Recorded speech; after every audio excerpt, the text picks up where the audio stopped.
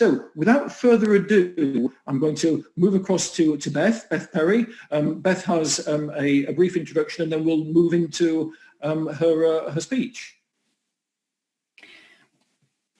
Thank you very much, Chris, and thank you very much, Barry, for inviting me to talk to you today. I've been asked just to give a very brief context to the Sustainable Development Goals and highlight some of the key benefits that there can be for different towns and cities in localising these international goals. And I know Chris has just done a great job of introducing these goals, but I was asked to assume that people may know a little bit, they may know nothing, and so I'll just give a very high level kind of overview. And Chris, please do stop me if I end up going on too far. So the Sustainable Development Goals were created with international governments and civil society and adopted in 2015 as part of the United Nations Agenda 2030. And the purpose of these goals was really to try and come up with a shared vision for improving quality of life and transforming environment and the way we live.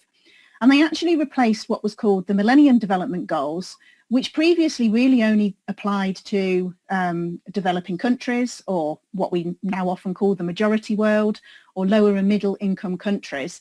But the Sustainable Development Goals were different because they were intended to be a framework that applied to all of us across the globe. And as Chris said, there were 17 goals to end poverty, protect the planet and ensure prosperity for all. These are the 17 Sustainable Development Goals with the iconic colours that you can see here. And what's really interesting about these goals is that they really do exemplify how sustainable development isn't just about the environment. It isn't just about climate change. It isn't just about our natural resources, but it is also about poverty. It's about social justice. It's about economic justice.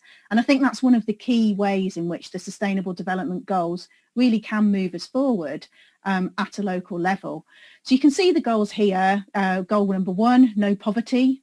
Goal number 2, zero hunger. And of course, goal 11, which is the one that says on the tin, sustainable cities and communities.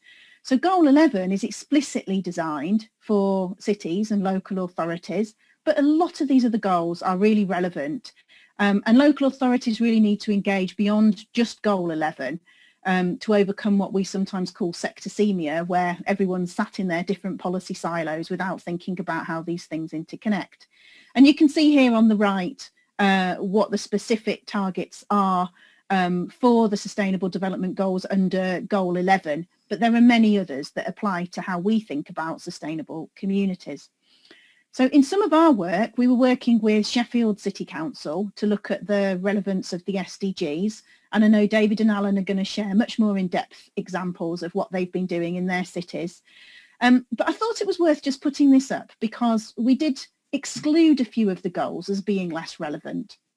And those were goals that were explicitly limited to developing or least developed countries. We didn't look at those things that were explicitly about laws and regulations or policies that were really in the responsibility of higher levels of government. And we didn't look at those sustainable development issues that are typically outside urban contexts like marine conservation.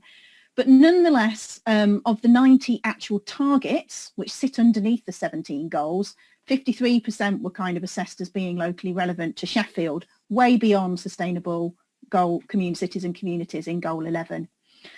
So I just want to highlight quickly that there's a real international flavour and appetite for progressing these sustainable development goals at the local level.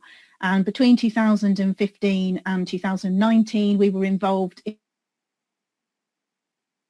a project in Malmo and Gothenburg in Sweden, with Cape Town in South Africa, Buenos Aires, and also Shimla in India. And actually, a lot of these places are really taking this agenda seriously about localising the Sustainable Development Goals. In Kisumu, which actually also had devolution in 2014, they've been mainstreaming the Sustainable Development Goals in all of their plans. Malmo's been developing a 5-step strategy for how they're going to localise it, and that's informed the city budget itself. in Buenos Aires, in Cape Town. They were a part of the 100 Resilient City strategies, so that pre-existing context has shaped a bit how they're responding. And the City of Buenos Aires has also done the voluntary local review that Chris referred to at the beginning. And co-production as a strategy for engaging universities and policy actors and civil society has really focused people in concentrating on the SDGs, and that's been particularly successful in Buenos Aires around housing. And if I've just got a couple more minutes, I just wanted to say that in 2019, we had a workshop in partnership with stakeholders for sustainable development. And in fact, David, Connor and Alan McLeod both presented what was happening in Bristol and in Liverpool there.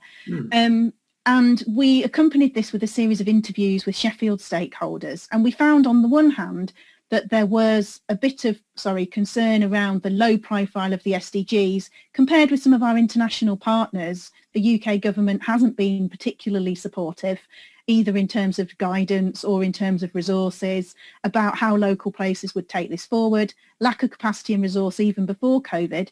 And we particularly found challenges around the fragmented data and strategic intelligence that places need. You know, we can see that illustrated as well with the challenges around public health at the moment and who has the data that local places need to make decisions about themselves. But nonetheless, there was some real benefits for people of engaging with these goals. The SDGs were seen to offer a real shared vision, that they could connect citizens' concerns to policymakers, that they provided ways for universities and businesses and local authorities to work together, and that local businesses sometimes were leading the way, sometimes it's local authorities, or as you'll hear in the case of Bristol, sort of a very interesting partnership approach. So we found that places felt the SDGs were really useful to tell a local story that could be inspired by these global goals, to help them work together in partnership, to coordinate resources, especially under sort of the conditions of decades of austerity policies that we've had. People felt that the goals weren't perfect, but they were really useful for catalysing a discussion. And I think that's exactly what you've just said, Chris. And people did feel that we needed to be careful about SDG washing and just using them to claim something or represent something without really changing what we do. The real value of the SDGs is often seen in thinking across all the goals, not seeing them as a menu of options, but a lot of places were doing what Huddersfield has also done and picking the goals that really do speak best to their priorities. So just to conclude, and this will be the last slide, we found from our research that localising the SDGs really means making the goals the 4 Rs: real, relevant, relatable and relational. So they could be really transformative if the goals help local places like Huddersfield think about what's really locally important. How can they be mobilised to engage people beyond the usual suspects and really create a kind of public and citizen and civic campaign around transforming our places to be more sustainable? How can we make them real by really focusing on what can be practically done? And the most important one, I think, what are the relationships and coalitions needed to make this happen? Because the goals themselves can actually be quite transformative of how we organise our places. And this is what I'm quite interested in my research, is that the SDGs could potentially be really transformative in bringing people together across all these different sectors, and that delivering the SDGs is really about governance and about knowledge. And if we can build the kinds of partnerships that we need to take those things forward, then we'll be half the way there. So I'll stop there and hand back to Chris.